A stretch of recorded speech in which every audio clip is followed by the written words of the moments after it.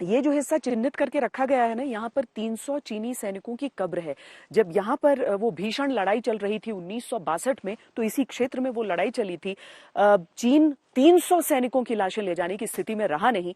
इसी इलाके में उन सभी चीनियों को दफन कर दिया गया था।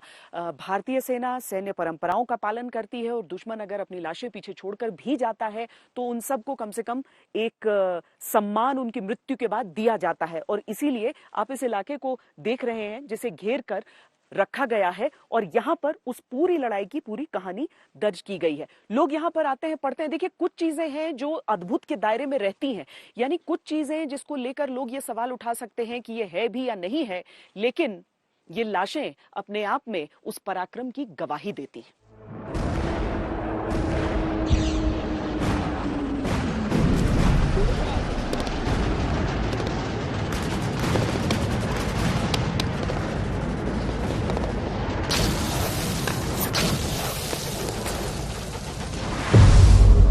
भारत चीन युद्ध का इतिहास बताता है कि 60 साल पहले चीन के साथ जंग में बहादुरी से लड़ने के बाद राइफलमैन जसवंत सिंह रावत वीर गति को प्राप्त हो गए।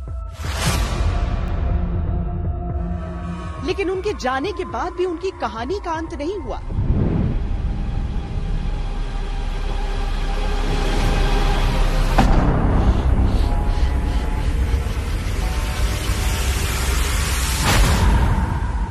जबरदस्त आस्था जब हम कहते हैं, आज भी मुझे नहीं लगता है कोई भी तवांग जाता होगा बगैर जसवंतगढ़ में माथा टेके हुए। तो वो जो आस्था है अभी भी देखते हैं जिस प्रकार से वॉर मेमोरियल उधर बना हुआ है, वाकई सबको प्रेरित करता है।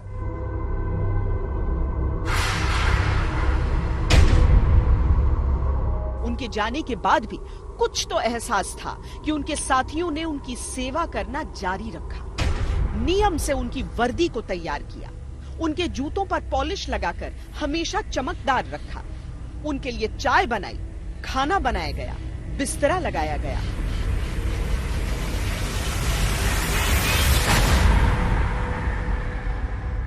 जीवित रहे तो सैनिक, चले गए तो संत। राइफलमैन जसवंत सिंह की यही कहानी है।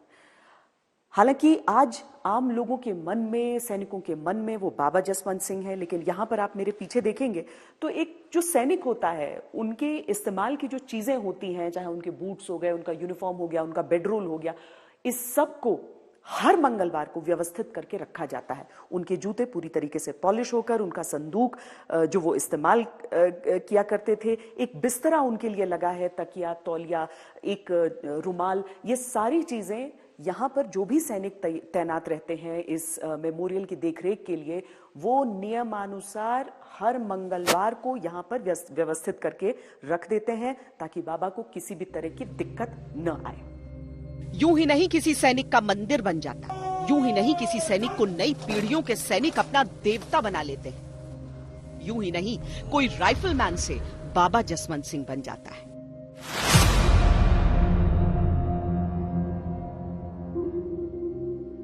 जो बाबा जसवंत सिंह हैं, उन हमारे पूरे क्षेत्र को, हमारे पूरे देश को जब कोई भी उनकी कहानी सुनता है तो हर युवा को एक नई प्रेरणा मिलती है, नई ऊर्जा मिलती है। और ये देवभूमि का नाम के साथ साथ उन्होंने पूरे देश का मान बढ़ाया। लगभग 300 सैनिकों को उन्होंने मार गिराया था सन 1962 में। हम तो ये कह सकते हैं कि उनकी दया आज भी वही हमें देते हैं। हम तो याद करते हैं उनको, हमेशा वो हमारे पीछे रहते हैं। कभी दुख तकलीफ आने पे खड़े हो जाते हैं। ऐसा लगता है कि जैसे हमारे साथ कोई है। बड़ी बड़ी घटनाएं आए तब भी हमारे साथ खड़े रहे, दुख बीमारी में।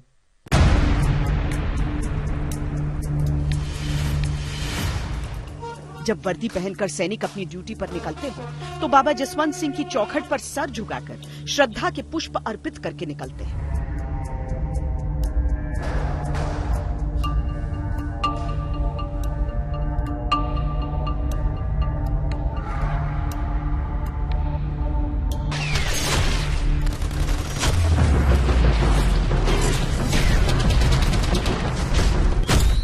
जब देश सेवा का जुनून प्रचंड हो तो जज्बा कायम रहता है और तब जान और जिस्म मायने नहीं रखते।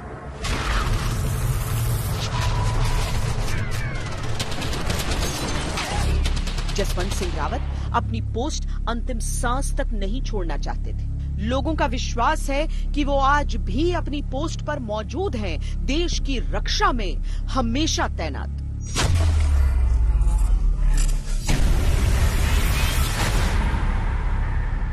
कोई भी कहीं मतलब घटना घटती है, यदि हमारे ऊपर चाइना कहीं अटैक करता है तो उसको 48 घंटे पहले ही सूचित कर दिया जाता है कि भाई यहाँ पे घटना है। जो हमारे जीओसी कमांडर होते हैं उनको पता चल जाता है, वो बताते हैं उनको। ये आज भी इनको जिंदा माना जाता है, आज भी लोग कहते हैं कि वो जिंदा हैं। और जब भी हमारे क्षेत्र में कोई आपदा आती है तो यहाँ के हमारे क्षेत्रवासी बाबा जसवंत को याद करते हैं।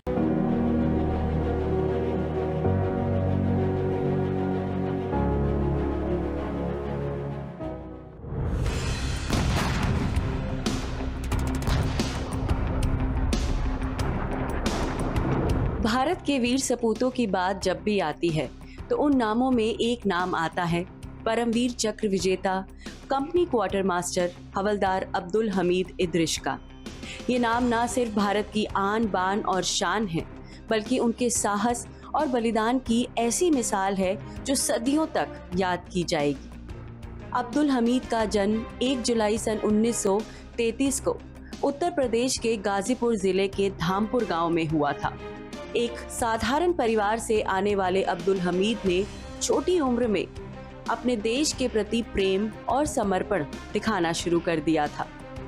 1954 में उन्होंने भारतीय सेना में कदम रखा और 4 ग्रेनेडियर्स में भर्ती हुए। उनकी मेहनत, अनुशासन और कर्तव्य निष्ठा ने उन्हें जल्द ही एक आदर्श सैनिक बना दिया।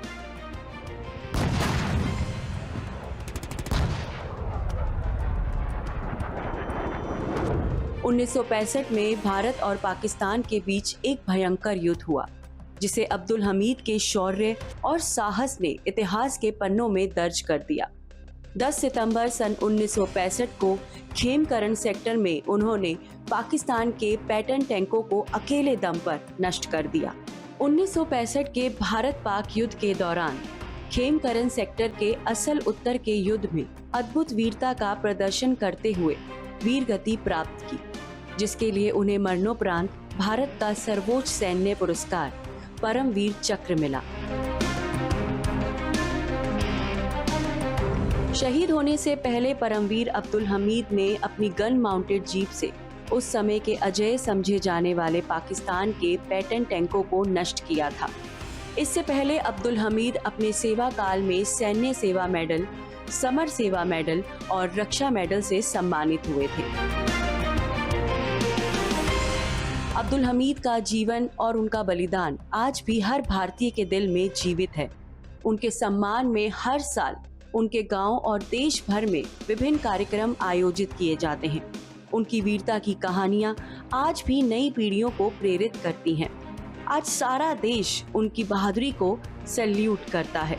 अब्दुल हमीद की कहानी न केवल एक सैनिक की कहानी है, बल्कि ये उस अदम्य साहस और देशभक्ति की कहानी है जो हमें ये सिखाती है कि जब भी हमारे देश की आन पर संकट आए तो हम अपने प्राणों की आहुति देने से कभी पीछे नहीं हटेंगे।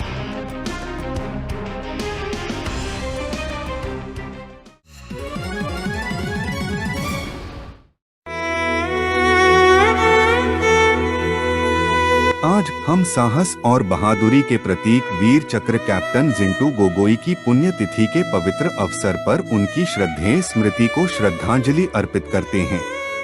कैप्टन जिंटू का जन्म असम के गोलाघाट जिले के एक छोटे से शहर खुमताई में हुआ था।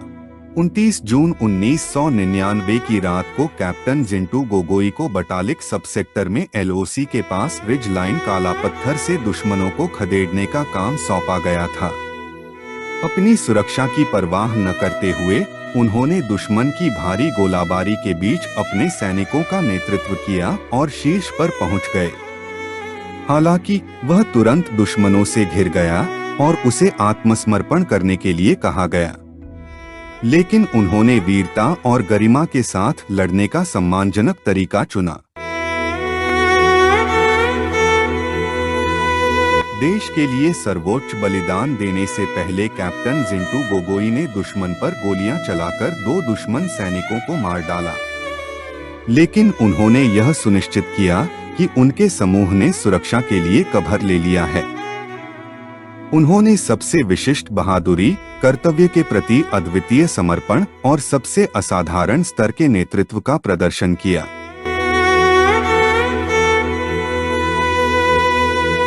राष्ट्र के प्रति उनकी अटूट प्रतिबद्धता और हमारी मातृभूमि की रक्षा के लिए निस्वार्थ समर्पण उनके उल्लेखनीय चरित्र का प्रमाण है। 15 अगस्त 1999 को कैप्टन जिंटू गोगोई को वीरता पुरस्कार वीर चक्र दिया गया। कैप्टन गोगोई की विरासत प्रेरणा की किरण के रूप में काम करती है, देशभक्ति की लौ जलाती है और हमें अपने बहादुर सैनिकों के प्रति कृतज्ञता के गहरे ऋण की याद दिलाती है। आज हम कैप्टन जिंटू गोगोई की स्मृति को सलाम करते हैं, उनके अटूट साहस और कर्तव्य के प्रति अटूट प्रतिबद्धता को संजोते हैं।